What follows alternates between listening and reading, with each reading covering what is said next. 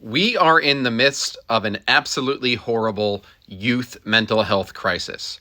There has never been a harder time to be growing up, and there has definitely never been a harder time to be a parent. So parents do not need any more of this fluffy, feel-good parenting advice. They need real, actual information that not only helps them get their lives back, but also helps their children to grow up to become independent, positive, and successful. So here is some information about the common misconceptions I continually hear, what I'll call some unintentional excuses that parents tend to believe from all of this misinformation they get from social media and the internet about what's best for our youth. The first is all about making excuses and rationalizing the constant disrespect and behaviors that you are seeing in the home.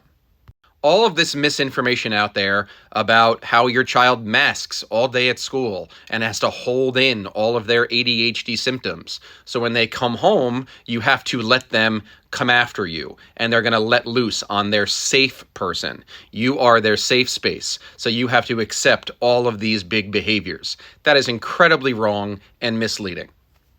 You are the parent. You are the family's authoritative leader that leads the family with love, respect, kindness, and boundaries.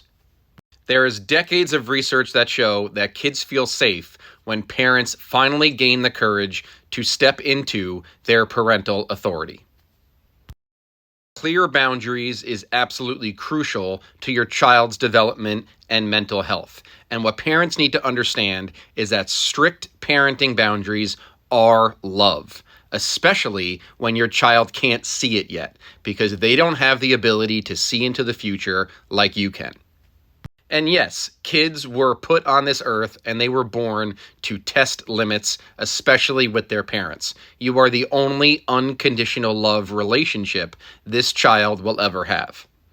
Until they have kids of their own, of course. And that's when they're finally going to understand why you parented the way you parented. They are not going to understand now. You don't need to get your child's permission and agreement on your parenting decisions. And what parents have to understand is when you experience this inevitable disrespect and big behaviors in the home, you're not going to go to your child and say, "You don't talk to me like that," and give them so much anger and attention and dysregulation yourself. You are going to choose to not even engage with that behavior at all, so you don't provide that stimulation. You're going to get away and disengage.